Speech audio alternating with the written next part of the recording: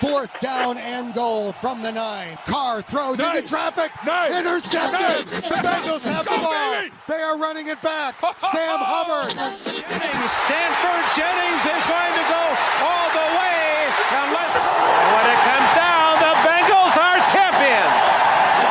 Now the Bengals Super Bowl chances rest on his right foot. The kick is up. It is good.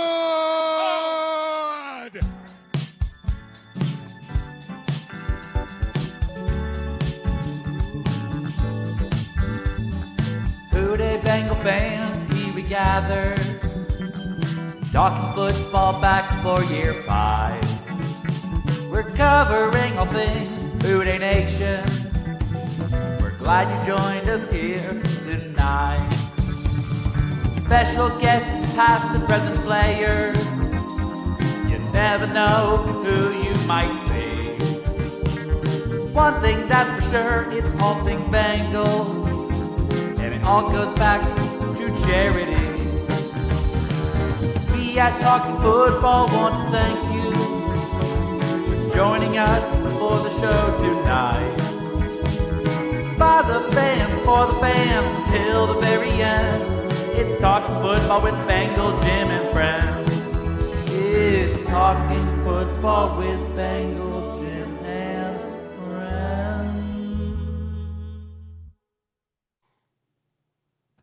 Tom, what's up, buddy? Welcome everybody to another edition of Talking Football with Bengal Jim and friends. And Tom, a lot of guys not on the screen here tonight. What is going on with James this evening? Well, James is always worried about himself, taking care of himself. He's at the gym lifting weights. He's riding that bike, 15 miles every single day. It's time for his annual physical, and he's on a plane to Seattle to take his annual physical, but is promised to be back next Sunday. Can't wait for James to hear that one, man. That's a good one. So a lot of stuff to get into tonight. We got a free agency frenzy discussion tonight. So we had planned Tony Pike being on tonight. So Tony had some very important family matters he had to attend to this evening. So he will not be with us tonight, but we have our good friend of the show, Joe Goodberry, that's going to step in here. Joe, we were hoping to get him on somewhere around, the NFL draft. Joe was gracious enough to step in tonight and step in for us this evening. But we have a lot of stuff to get to. As you're watching, please make sure you type in any questions you can into the chat area. We'll try to get to them as soon as we can. Guys, there's a lot of interest going on. If you're on social media, a lot of negativity, right? Sounds like there's been some positive news come out of Bengals camp here more recent. We're going to dig into tonight. But I think at some point last week, Tom, we had almost 8,000 people watching live. And there was even more watching after that. So that's Facebook, Twitter, YouTube, the whole thing. So Bengals Nation is chomping at the bit to get some free agency news. And we got a really great guest tonight, Tom. We do. Joe Goodberry is stepping in, like you said. We're hoping to have him in either just immediately prior to or immediately after the draft to go over the personnel of the offseason, but he was kind enough to step in tonight when we had the issue of substituting for Tony. So can't wait to talk to Joe, and he's going to talk to any week. We just can't abuse him too much. Yeah. So, and I think most everybody should know who Joe Goodberry is. We'll have him kind of, where do you find Joe and some of the things he has going on. Look, man, this guy's a fan just like us, guys. He's a fan. But let me tell you, he's one of my favorite follows on social media. He just speaks his mind from his heart, really sharp individual here, and knows a lot about what's going on with Bengals free agency. Joe, we love having you. Thanks again, man, for stepping in tonight. No problem. I have no problem being the backup quarterback to Tony Pike. So, he went down. That's my time to shine. I'm about to Jake Browning this thing. Let's do it. Let's start off, Joe. Again, just as you're watching, if you're watching on Facebook, Twitter, or YouTube, type in some questions. Joe will, if he knows an answer, he'll tell you, and he'll share a lot of his knowledge around what's going on right now with some of these signings, the re-signed individuals the Bengals have gotten, and then some of the new signings. And we'll talk, obviously, Chase and T here and Trey this evening. But let's start off, Joe, if you don't mind. Let's talk about some of these guys that have re-signed. And I mean, we don't want to read off all the names here, but all these guys that have re-signed, and hopefully you guys can see this on your screen right now. Let's talk about some of these maybe more underrated re-signings by the Cincinnati Bengals, if you're okay with that. Yeah, no problem. You got anyone in particular you want to start with? No, you shoot. I mean, you tell me out of all these re-signings right here, who do you think is kind of some of the more underrated things the fans aren't talking about that we think could have big seasons for us? Sure. Number one, let's start in the bottom there. I like Cam Grandy. That happened the earliest, but they had to get that done because he was an exclusive rights free agent as an undrafted guy, and he stepped in for Eric All and played that role. They missed All a lot when he went down. They didn't have someone for like 3 or 4 weeks, and then Cam Grandy slowly started chipping away at it and became a role player for them. And I thought he did a decent job for an undrafted guy, especially. I'm excited to see what his upside could be. Ryan Rico, obviously, you had to keep the punter after he had such a great rookie season. Being undrafted and getting here pretty late, it's a lucky thing to get that. But I think people go lose their minds a little bit when you see re-signings like Tanner Hudson and Cody Ford, Marco Wilson. Listen, you need depth players. You need guys that you can trust to step in. I think Cody Ford has done that at 4 out of 5 positions. Tanner Hudson is a direct backup. As soon as he was re-signed, I'm like, okay, Gesicki's got to be close because they're basically slot receivers in this offense, and both of them don't really get in and do much as blockers. But if you have a big chunk of your offense carved out for Mike Gesicki, you need a backup, and that's Tanner Hudson, and I think he does a good job of shadowing him and doing a lot of the same things for the Bengals. And then I'm a big fan of the top 3 guys here. Between Joseph Ossai, Cam Sample, and BJ Hill. Number one, BJ Hill is as steady of a defensive player as they have had since he's gotten here in 2021, right? And I don't mean like just the upside, you would say Trey Hendrickson since that time, but steady, consistent, solid level play versus the run and the pass, playing through injuries. He's going to be a team captain on the defense next year. No doubt about it, the way the defense looks right now. BJ Hill was a good re-signing, in my opinion, especially because he's one of the few guys where they actually made the cap hit lower than his average annual value. And I think that's important. We don't have the numbers yet on Joseph Ossai to see what that contract looks like, which makes me think it's an incentive-laden deal. I'll be interested to see what that looks like. Joe, talking about Ossai, there is that philosophy of the good part of having a guy on a 1-year deal or his contract year is he's going to play his tail off. We finally saw some flashes there in November, December, January of not really dominance, but real quality, starting type of play. I think he had a sack 4 of the last 5 weeks. Defensive end is going to be a big focus going into draft season for this team. Do you think he is auditioning for a long-term contract here? I mean, his agent, that was historical. His agent, Darth Vader, finally signed a contract with the Bengals. Nobody ever thought that could happen. And, I mean, do you think he's auditioning for himself anywhere or for a spot here long-term?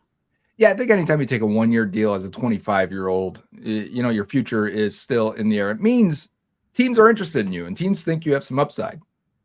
It sounds like based on reporting, he had some other interest out there. He chose to return to Cincinnati, and I think he understands what that means is they need pass rush help, number one. So there's nothing solidified now.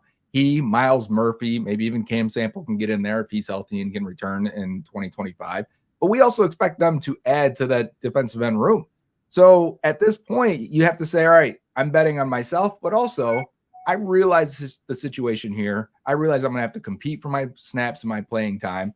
And you're competing against guys, hopefully Trey Hendrickson's here, right? But competing against guys that are first-round picks and Miles Murphy and maybe even another one this year. We have to see. I expect the Bengals do spend a premium pick on the defensive line in April, and I'm sure we'll talk closer to the draft time. But, it does feel like the defensive line could go heavy in this class, especially with the strength of it being there. I think Joseph Ossai is a good player. I think he's got a future 10-sack season in him. I was incredibly high on him coming out of the draft in 2021, so I was happy to see him retained. I think he needs consistent snaps, but he's one of the few guys they have on their roster. They can kick inside and play a little defensive tackle. I don't think he's good at it, but he can do it. So that's good. Like, you know what I'm saying? It's like versatility is worth something. I'd rather see him just line up on the edge. I think he's their second best pass rusher and has been since he's gotten here on the edge. You brought him up, and since we're in that position room, are we seeing Trey Hendrickson from 10% chance he's coming back to 20% chance he's coming back, maybe a 50% or better chance you think he'll be back in stripes this year? Yeah, someone just asked me this yesterday in a DM. I said I think 50%, if not up to 60% now. I'm teetering on that because when you first hear that the offer wasn't in my opinion, it wasn't close to what Trey's worth, right? So you hear these things and you go, okay, what are they trying to do with him? Do they value him? What is the idea here? And then the next report is we're going to allow Trey to seek a trade. Well, that's big because the Bengals didn't do that. Trey has been he asked for a trade last year, right? So has T. Higgins, so have other players. The Bengals do not do that, right? They're going to hold their ground. They're going to dig in. In this case, they didn't and said, okay, if you think, and we found out a report later was his agent said, we think we can get you back a first round pick. Well, okay.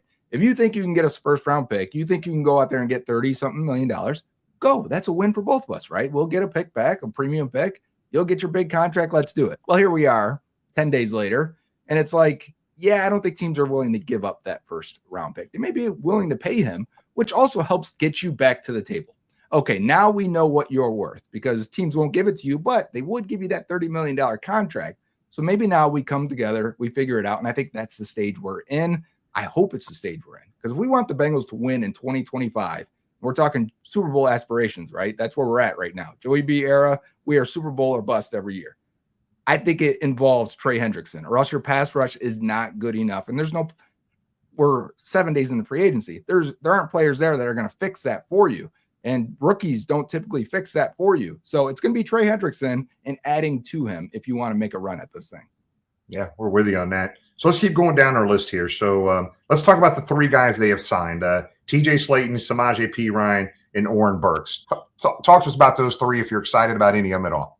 Yeah, TJ Slayton's a funny one because 2021 draft, again, this is the free agent class from that. The Bengals drafted a nose tackle in the 4th round, Tyler Shelvin, who was unanimously ranked ahead of TJ Slayton. It's also been my argument since then of defensive nose tackle rankings, especially, not just D-tackle rankings. Nose tackle rankings are not indicative of future success in the NFL. I don't think we've cracked the code on that, whether you're using data and analytics, people watching tape, NFL teams, they get it wrong as much as any position that I study. So you see that happen. You see a guy go 1 round later and have a much better career. I mean, Shelvin, we haven't heard from him since, the Bengals released him. We've barely even seen him. Point being is, I thought they were going to correct the guard position, the Jackson Carman pick in round 2, right? They didn't. They corrected the nose tackle pick of Tyler Shelvin with TJ Slayton. And Slayton's been this is exactly what they needed. Last year, they didn't have a big guy. They lost DJ Reader, said, you know what, we'll get more athletic. We'll get more pass rush with Sheldon Rankins. We'll be a little bit smaller, but that's okay. We'll rotate. We have 2 premium picks so we're going to add to this D-tackle room, and we're just going to rotate bodies, and we'll be all right. Didn't work out, right? They struggled big time to hold up to double teams, to hold up against the run. That is what TJ Slayton does. You even heard in his press conference when he was signed, he's like, I'm here to defend the run. Like, that's it. And that is what he does. He is not a pass rusher, but he's 6'4", 335. He's monstrous. He's huge. He has some athleticism to him for a nose tackle. I like the signing, and they didn't pay him a ton. It's listed at like 7.1 per year average value. We got to see what the cap hit is there. I think these websites are a little bit wrong on that, but that's into the weeds and details that no one else needs. Moving on to Oren Burks being the next one for, let's stay defense first, because we know who Samaje Perine is. I was a big fan of Oren Burks as well coming out of Vanderbilt, 2018. He was a 3rd round pick, highly athletic, elite athlete, a bit of a tweener, didn't really have a lot of experience at linebacker. He's gone on 3 different teams, each time developing, but each time being a special teams standout and playing every single special teams unit. That's valuable. Then he gets to the Eagles this past year, who may have the best linebacker coach in the entire NFL. It's how Zach Vaughn went from being a bust to an all-pro. Oren Burks, as soon as he got a chance to step in for Nakobe Dean, instantly looked like the guy you saw flashes of his entire career. And he was consistent and steady and played tremendous through that postseason and into the Super Bowl. I'm real excited for that. But to me, that's a linebacker 3 pick. We got to figure out what's going on with Jermaine Pratt. I still think they want a linebacker, and we'll take a linebacker somewhere in the draft. But an upgrade, I think, from Akeem Davis-Gaither. Similar special teams, because ADG was really good on special teams as well. So I expect him to be linebacker 3, special teams stand out. They didn't pay him a ton. There's nothing guaranteed there. That's a good signing in my book.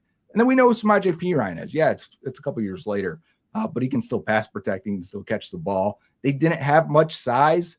They didn't have anything steady behind Chase Brown last year. Once, week 5 on, once it was really Chase Brown's show, they needed that. And I still think running back is a big need. And this is a crazy, crazy strong running back class. They're saying 30 or more draftable players at running back. And usually you hit 20. That means every team should get one. The Bengals may take one, may get a top undrafted guy. Because if I was advising an agent, I'd say, hey, you're undrafted running back, good shot to make the team in Cincinnati.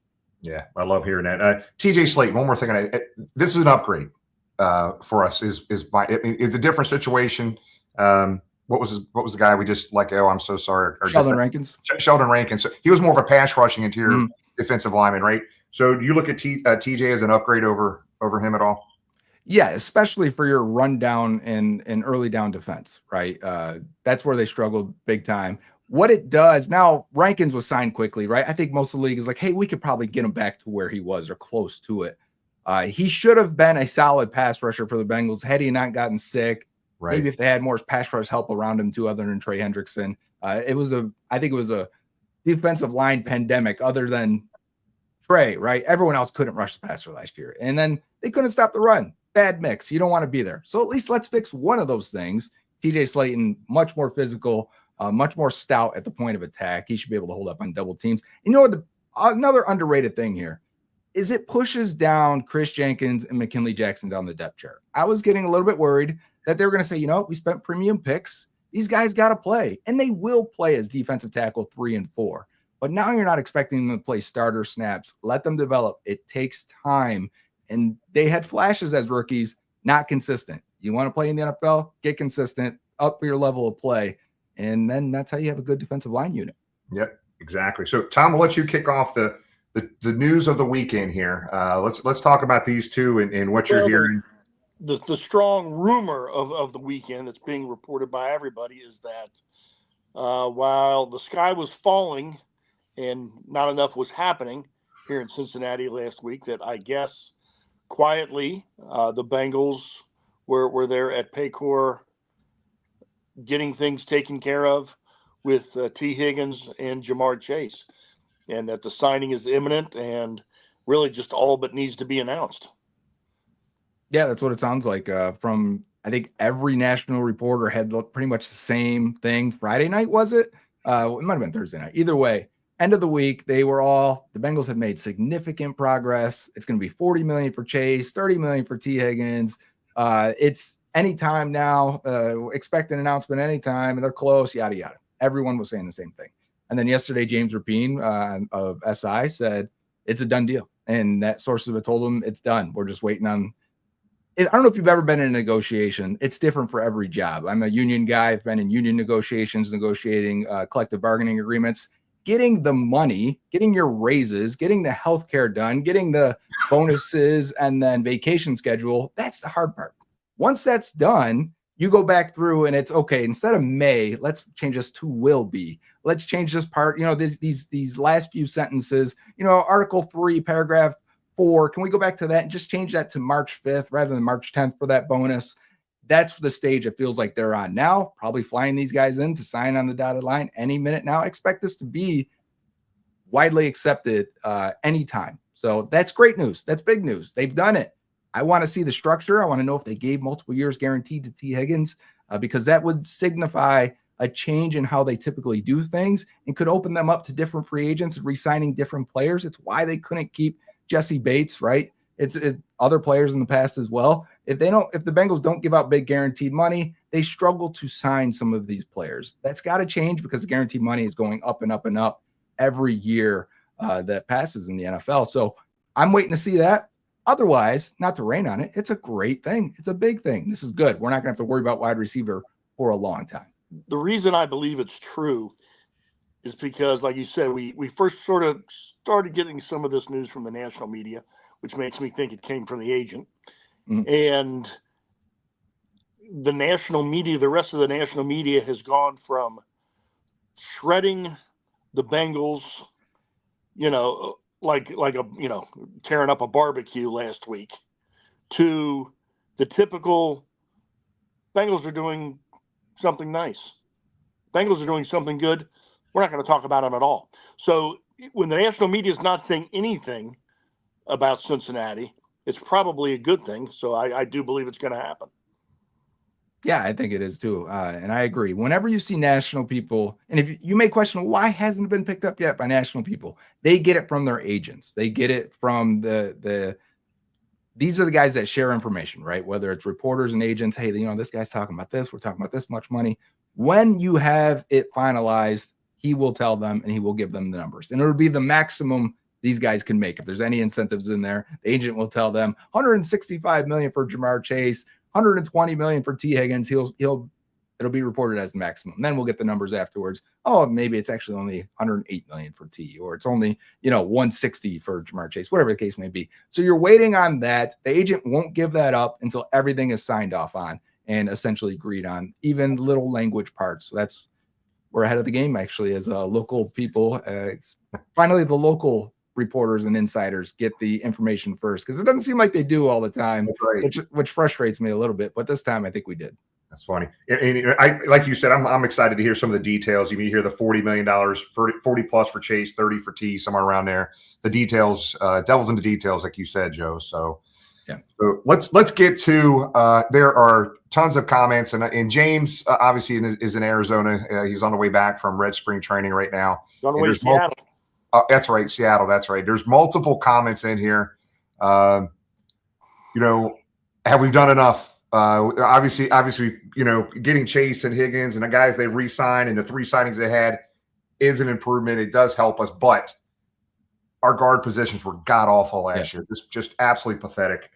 We have really no guards in this team right now that are starting NFL guards. What's your thought right now? Obviously, we haven't done enough in that position group, but we're not done. There's still guys out there in the market that are upgrades from what we had last year. Yeah, this is true. As much as nothing's happened yet at the guard position, and if you're making that comment that, hey, we need to protect Joe, I'm with you. You're worried about the defense, I'm with you. You can't rely on rookies to fill these holes, and right now they need both guard spots. I don't feel comfortable with Cody Ford or Cordell Volson, despite if you think Scott Peters can fix one of them or both of them or whatever the case may be. There are still free agents out there that I think you have to go for. The only thing is, if you look at the Bengals' history since 2020, and when they signed free agents, we're on day 7 right now of free agency from when the tampering period starts. Guys they've signed later than set day 7 or later. La'el Collins on day 7, Trent Brown day 8. So, hey, there's 2 offensive linemen. So are we looking at that kind of deal for these guys? I think we are. 1-year deals, maybe 2-year with not a lot of guaranteed money. Max Sharping was also a day 8. Mackenzie Alexander, Josh Bynes, Quentin Spain was day 9. Von Bell the first time, Von Bell the first time, 2020, was day 9. That's probably their best signing. Sidney Jones, Irv Smith, those guys were all day 14, day 17. So they don't typically have a great hit rate once they get past the first 5 days. All the good players were signed pretty much immediately. But when you look at the list of who's available, Tevin Jenkins is still available. He's going to visit with Seattle. So I guess we got a couple people here going. James is going to Seattle. So is Tevin Jenkins. Maybe they'll meet up for physicals together. Brandon Scherf is still available. Probably the best pass protector left. And this is a guy that's had former All-Pros and Pro Bowls with Washington and Jacksonville, who'll be 34 at some point this year. But you know what? These guys are still playing really well. I would have taken Kevin Zeitler, and he's 2 years older than Brandon Scherf is. Dalton Reisner has been a very good pass protector, usually sits around in free agency for a while. So I don't know what's wrong with him, why teams don't pick him up right away. But 2 out of the last 3 years, he hasn't given up a sack at all.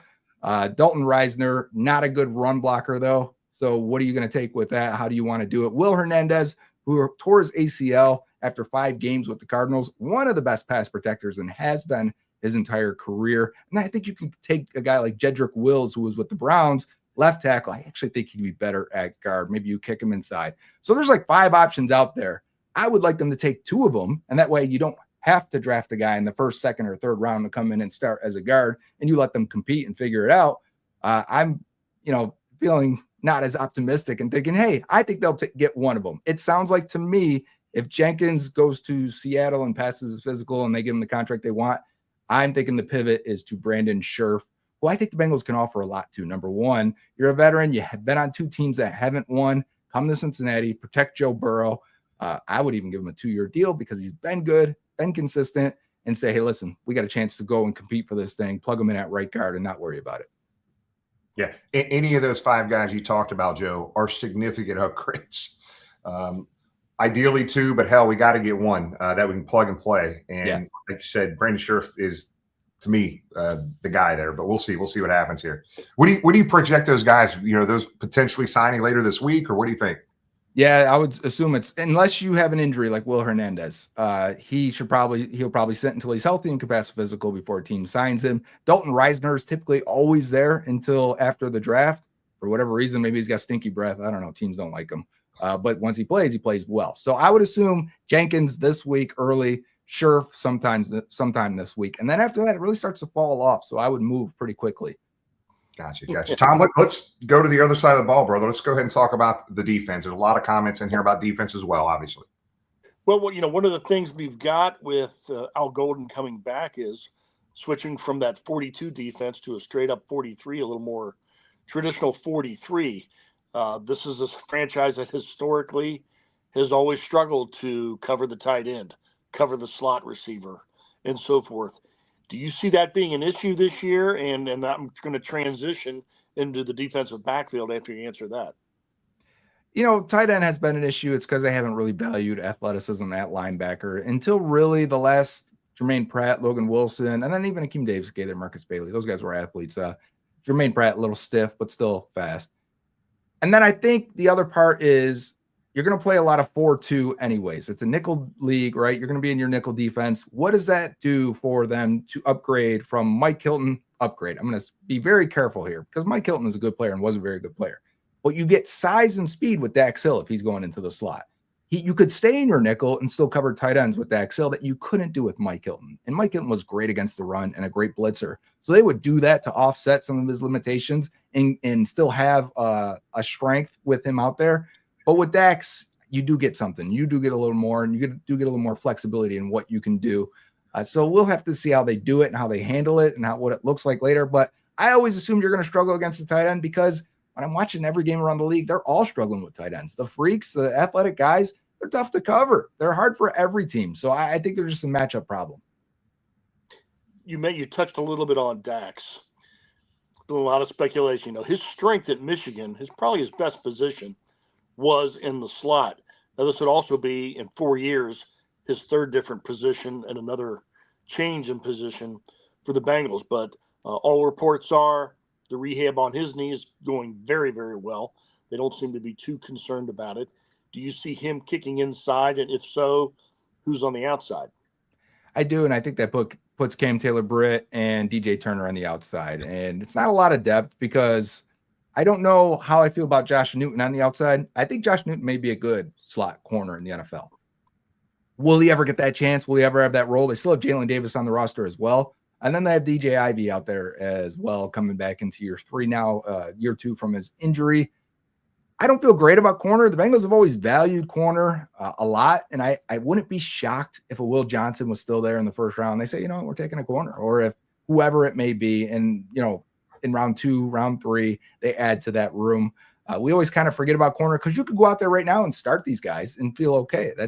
Those are decent premium picks that you've already spent on, and I think they can play much better than they've shown. There's been flashes from all 3 of them, but again, the pass rush has been so bad other than Trey Hendrickson. If you upgrade that, do these corners look better from there? So I do think Dax ends up inside because I don't think I want to put DJ Turner in there. He's a little bit smaller and he's not as physical against the run. And I don't think Cam Taylor-Britt has the technique or the mental awareness. Definitely this last year that slipped for him. We need to get him back to where he was and straighten him out. But also you got to have more agility, I think, in the inside, and Cam doesn't have that. Gotcha. Well, I know we've had you a couple more minutes, and I told you we're going to finish. You're good. Keep going, Jim. You sure? Okay, bro. We got a lot of stuff here. So let's talk about the coaching staff, man. Obviously, we talked about a lot of players re-signed and signings going on, signings getting ready to happen. Lisa is on the way back from Illinois, I think, right now, her and Mark, but they're asking questions about, do you think the coaching staff actually helps the defense this year as well, the changes there? Well, it better, because that was the big thing so far. I mean, honestly, if you looked at the defense, I don't know if I would say they're overall better. I think they're better against the run inside at D-tackle. That's a good thing. But you lose Mike Hilton in the slot, who's been a great player against the run and as a blitzer. You don't know what's going on with Jermaine Pratt yet. I think it's a wash between Akeem Davis-Gaither and Oren Burks. So I don't know. Are they better right now on defense? It better be the coaching. I still think there's players out there in free agency. I think it'll be a defensive-heavy draft. So players are coming. I think they're still going to add talent to it. But again, relying on rookies can get you in some deep water really quickly.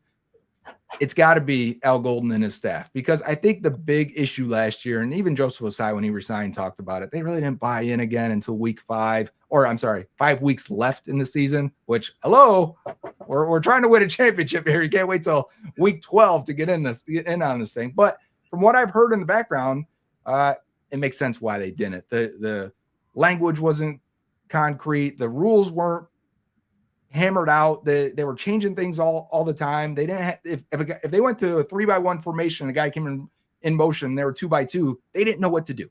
They were like pointing at each other. They're yelling at each other. Was it this? No, we changed it to this in week 5. We're supposed to do this. It made guys play slower. It made them play worse. They didn't trust each other. They didn't trust the scheme. They dumbed it down, for lack of a better term. Honestly, I don't want to, go against anyone like that. But when you dumb it down, you get guys to play faster. You get them to play looser. You understand what's going on, and everyone played with more confidence. You saw it in the final month of the season. And I think when I watched Al Golden at Notre Dame, first thing that jumped out, I'm like, these guys are communicating and transitioning so smoothly for college, for young players. They go in motion, everyone starts pointing, they adjust. The corner went to safety, the safety went to slot corner, and they didn't miss a beat. Like, you could do that with Dax Hill. Like, you can do that with a lot of these guys, I think, on this defense. Someone asked, I saw in the comments, can we bring back Mike Hilton for cheap now? Sure. And then you could do these things. He's played a lot of safety.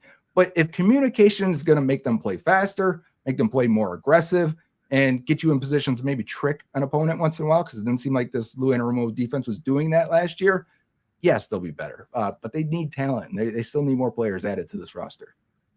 And this draft is heavy defensive line, and it is. So maybe that's what the Bengals are thinking here. But I don't want to rely on too many rookies starting defense here. Right. That's for sure. Tom, go ahead, bud. Joe, I've learned many years ago, anytime I start falling in love with guys in the draft in January or February, they're not going to be there in April. Are there a group of 3-4 guys that you not only think they can take, but can come in and have a positive impact on this team this year? Of course, there's always guys that can be positive if you're lucky enough that they're available, number one, and then lucky enough that the team drafts them, because you never know which way they will go at times. Yeah. Of course there is, right? And so if you say to me, yeah, they'll have their choice between Mike Green from Marshall, Jihad Campbell, linebacker from Alabama, Mike Green's an edge rusher, or let's say, I'm trying to think of someone else, Nick Emanwari, a safety from South Carolina, I would say, those are 3 good players that I think will help you and can upgrade your team in different ways. Not only are all 3 special athletes, but we're talking about bringing physicality, bringing pass rush, bringing a versatility from Emanwari that I don't think they would have at that spot since they moved Dax Hill to the corner. They really don't have that. And I think Emanwari can be fun. But if you're telling me they're looking at 3 other guys, my opinion will change. So it really depends on that. I think they'll have a choice between offensive line, defensive tackle, defensive end, maybe Jihad Campbell at linebacker, and then we'll have to see what else is there. Do they think Tyler Warren, the tight end from Penn State, is worth that pick? Do they think maybe a corner is worth that pick? If they do, then things get a little bit mixed up. But as I look at this draft right now, and we're midway through March, so we've got about 6 weeks or so left. It's the last weekend in April, the draft is, as it always is. Sometimes it's in May. Point being, we've got an idea of what the range is of player. And I think it's the same quality of player from pick 6 to pick maybe 26. The Bengals are at 17. So they should have their selection. It's not like when they were picking at 28 and 31, they should have a better selection of players here. Very similar to last year, I think. When we got there, I was like, I'll take Mims, but there's like 8 other guys I would take at this pick. I think we'll be in that situation again. Yeah, good. Let's get to some viewer questions here. And again, I'm not going to pretend to know anything, the details around the cap, but I don't know if this is something you're able to at least give somewhat of an answer for, Joe. How much cap space, if they wind up signing Higgins and Chase for some of the numbers you're seeing, do they have any cap space left here? What's going on there? So this is a huge conversation about how the cap works. Your average per year, I'll start it from the basics. Your average per year, so let's say Chase gets $40 million, and right now his cap it's supposed to be 21 and some change. Chase is going to get $40 million per year. That does not mean his cap hit is $40 million. It's not going to jump up. It's actually going to decrease. Surprisingly, it'll go from 21, probably, I'm thinking the way the Bengals do it. If it was Justin Jefferson, they dropped him down to $8 million last year. CeeDee Lamb, I think, was $9 million. You could go that far down if you want to and make every year go up. As the cap goes up, you make the smallest hit in year 1 and you make the largest hit in the last year, because usually last year is not guaranteed anyways. I can cut that guy. It doesn't matter. We're not cutting Jamar Chase ever. He's going to retire as a Bengal in a positive way. But point being is, just don't take their average per year and assume we're losing cap space. Both Chase and Higgins should give the Bengals cap relief for 2025. And I'm assuming if they go aggressive, it can give them like $20 million. At moderate estimation, should give them an extra $15 million. At a low estimation, if they don't want to spread it out as far, it should give them at least $10 million in cap space to spend. That's enough to go get yourself maybe 2 other players that can start for you this year. Medium level players, Brandon Scherf and maybe a pass rusher. I think that makes a lot of sense. So yeah, I think they will use that money to go forward. Yep.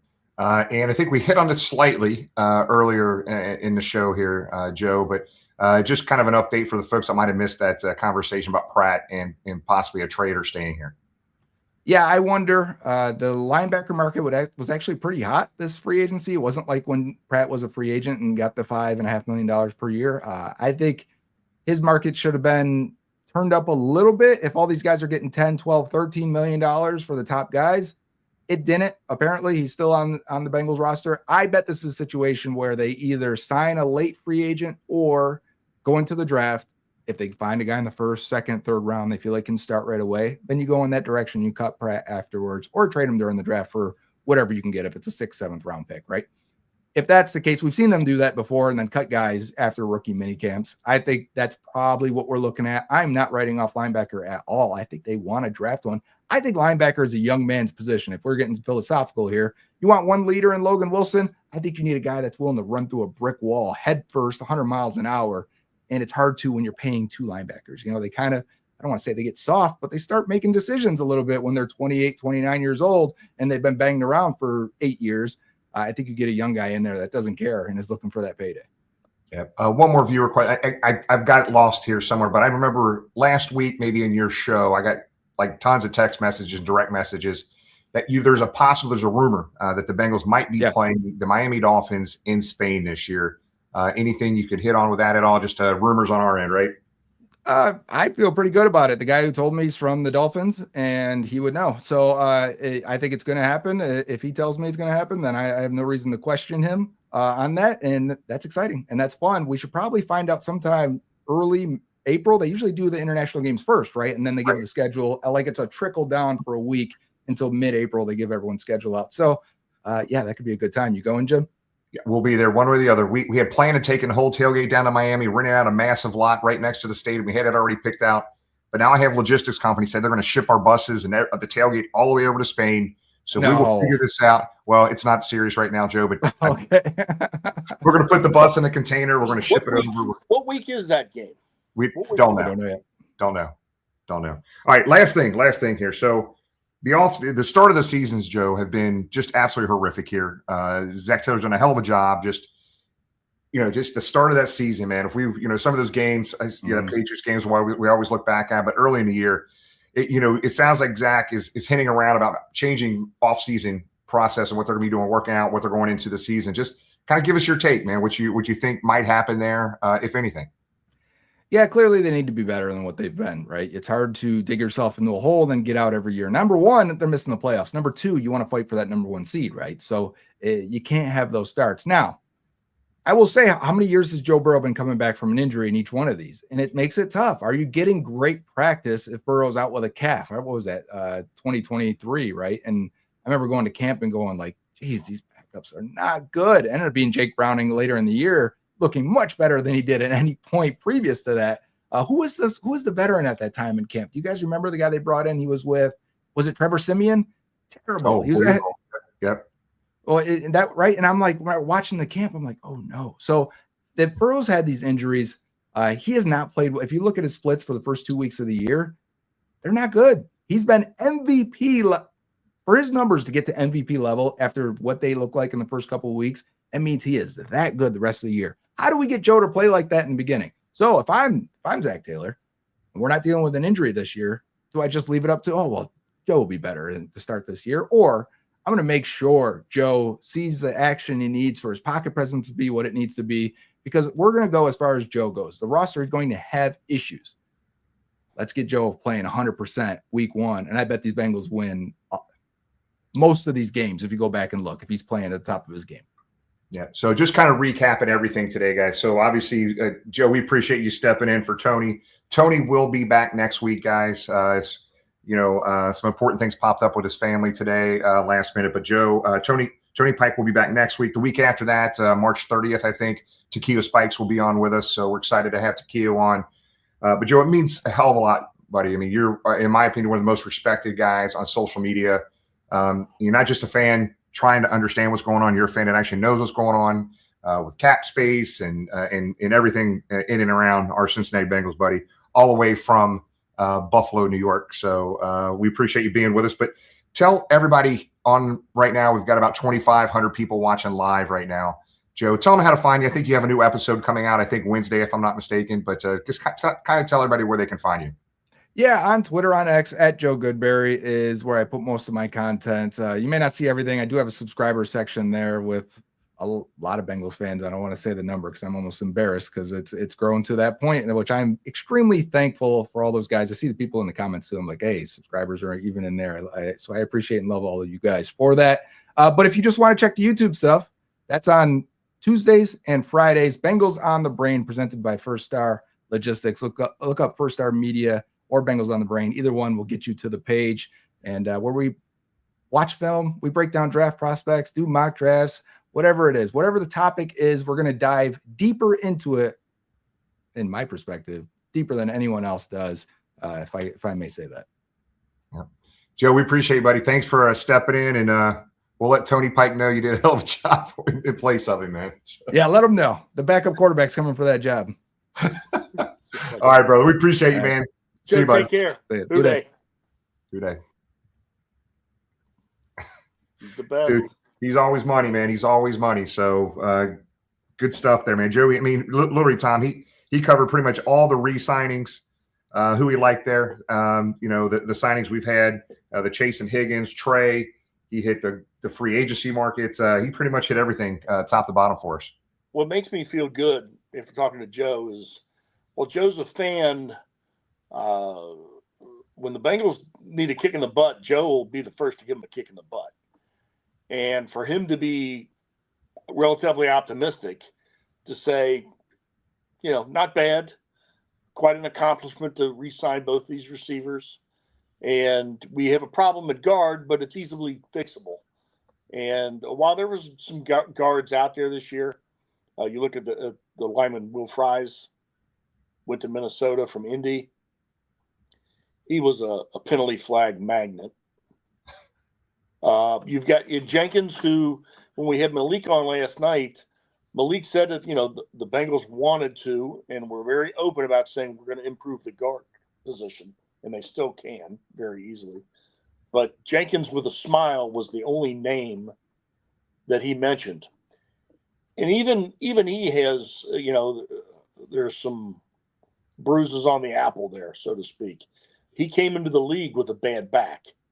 He had surgery on that back after his rookie year, and has really kind of steadied his play. But he wanted out of Chicago, and the Bears didn't exactly fight to keep him too terribly hard. So, let's see what his physical does in Seattle. I know the Bengals have been after him, but at the same token, it doesn't look like they're willing to sell the farm to get him either. So it'll be interesting to see what we did. And there was a name I didn't bring up to Joe because I wanted to leave him in a good mood, but a guy we were talking about beforehand, Jackson Kirkland, who they re-signed.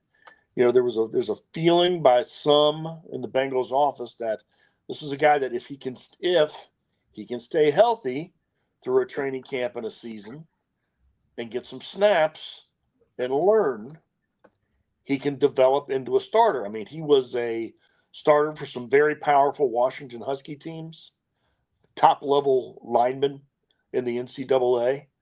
And he's math. What is he, about 6'5", 330, Jimmy? No. He's not that big? I'm not sure. Okay. But he's very big, very powerful. And there's a feeling, they may have something with him. Now, that might be this year as a backup, but nonetheless, so with some exposure. So they will get some veteran presence on that line to improve it. I want two guys, maybe it does end up being one. But I think these next 72 hours will help clear that up, and then the rest of the week will be early on.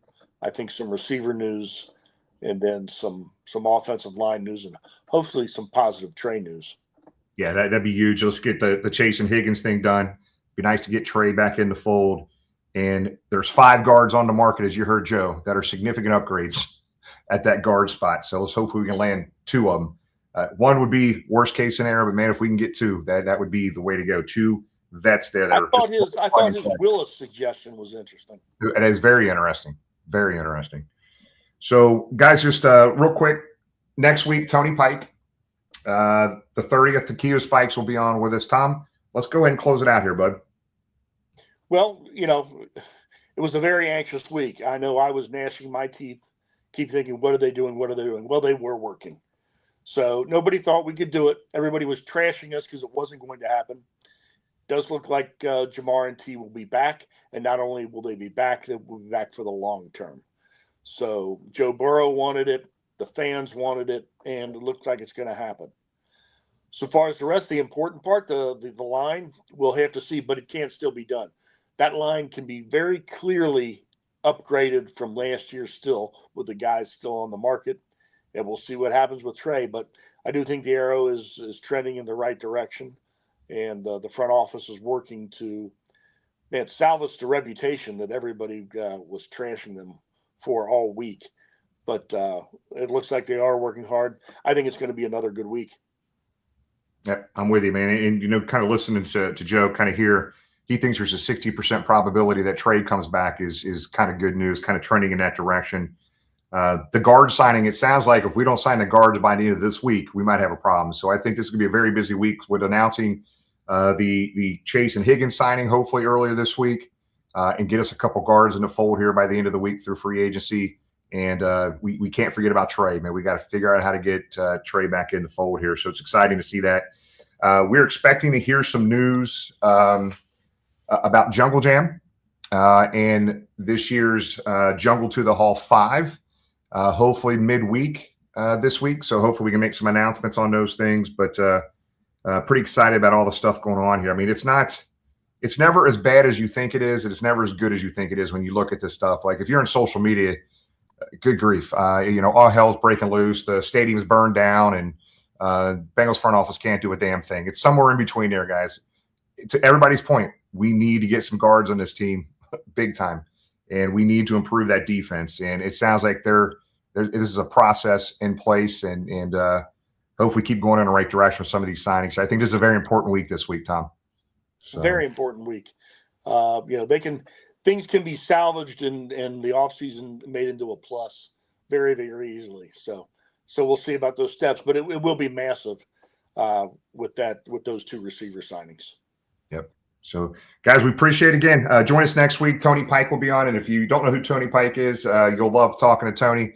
The ex-UC quarterback, played in the NFL, I think, for Charlotte, Tom, if I'm not mistaken. Carolina. So, good stuff. Then Takia Spikes the week after. So, here's to a good week for our Cincinnati Bengals. Stay positive thoughts, positive results, everybody. So we will see you guys next Sunday. Hoo day, everybody. Hoo day.